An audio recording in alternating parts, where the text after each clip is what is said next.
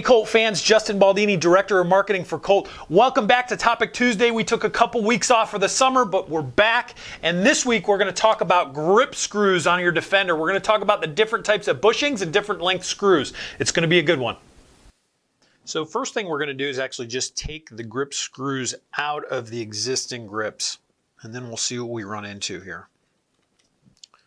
So this is relatively straightforward. Go ahead and take those out. Make sure you use a good fitting screwdriver so you're not slipping off the screw and gouging up the screw or anything like that. And we'll just take this off.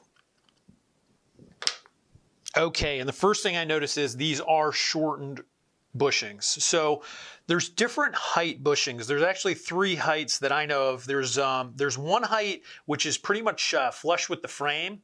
Those are the slim grip bushings. As far as I know, we used them on new agents and some Defenders. Current Defenders come with this sort of in-between bushing. It's kind of like a half-height bushing. If it's a G10 equipped Defender, it's going to have that half-height bushing.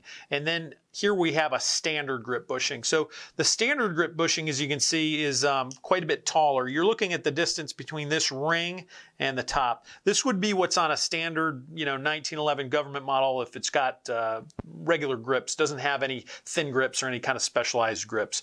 What we're going to have to do to change these grips, because I'm going to put on a grip that takes a standard bushing, is put on these taller standard bushings. So I'll show you how to do that. So just like you think, I'm going to come in here and make sure that I get a good fitting screwdriver again. And I'm going to really be gentle trying to take this out. I'm going to pray at this point that nobody did something silly like put Loctite on these grip screw bushings. If they did, there's a good chance you are going to booger them up getting them out. And then there's a greater chance that you'll be in a world of pain, because to my knowledge, nobody makes an oversized slim or half-height grip screw bushing. Now, there is a standard grip screw bushing that's oversized available at Brownells. So what I tell people is you basically get one mulligan. If you come in here and you screw up the threads on this frame and you need to retap it and put in the oversized grip screw bushing, you can do that once. If you screw up those grip screw bushings, you're in trouble. At that point, there's no oversized grip screw bushing that you can switch to. At that point, you've really got some problems with the frame. So we're going to pull out this other grip screw bushing here, and yep, thankfully these came out no problem.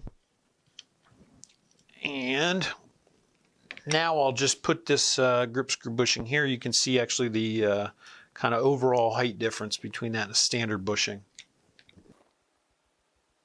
Okay, from here, we're just going to go ahead and put these in. So start them by hand always, as with any sort of precision operation. I'm just going to start this without the screwdriver. Make sure that it's screwing in by hand. Good way to do these is to usually put it in there and then back it out a half a turn until you kind of feel it drop into place.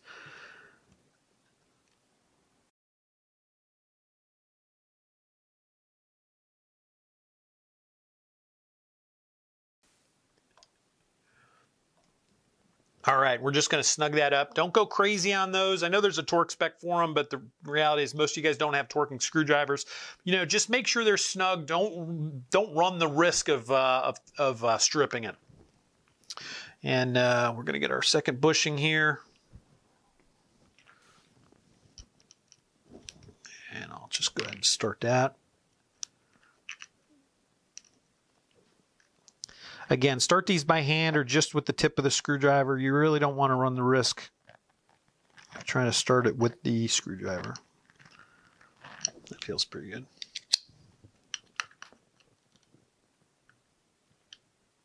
Yep. And snug that right up.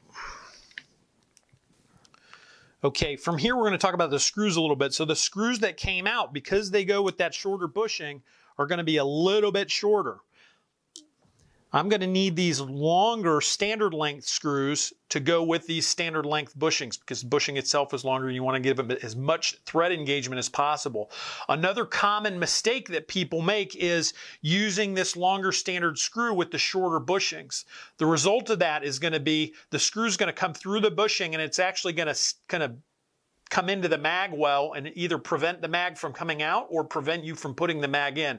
That's a common customer service call we get actually is, hey, I changed my grips, now I can't get the mag out of the gun. That's usually what it is. So you've got the wrong length screw there. So again, these are standard bushings, standard grips that take a standard bushing. So we're going to use standard screws on them. So here we go.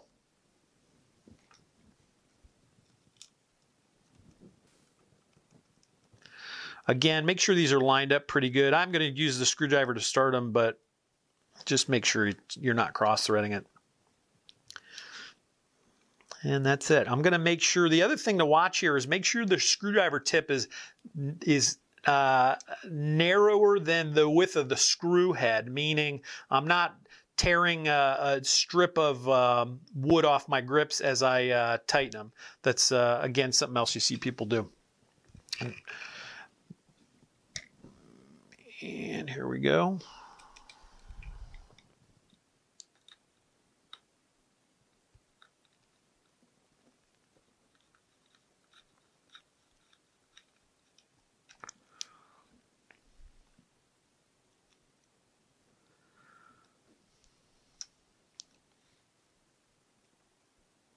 Don't go nuts on the tension on the screws, especially on wood grips. The wood's going to compress a bit, so as long as you can tell you're getting it pretty snug, you know, don't run the risk of stripping it because, like I said earlier, it just puts you into a world of fixes that most people can't really deal with. So there we go. We're going to flip over to the other side and get the other side done.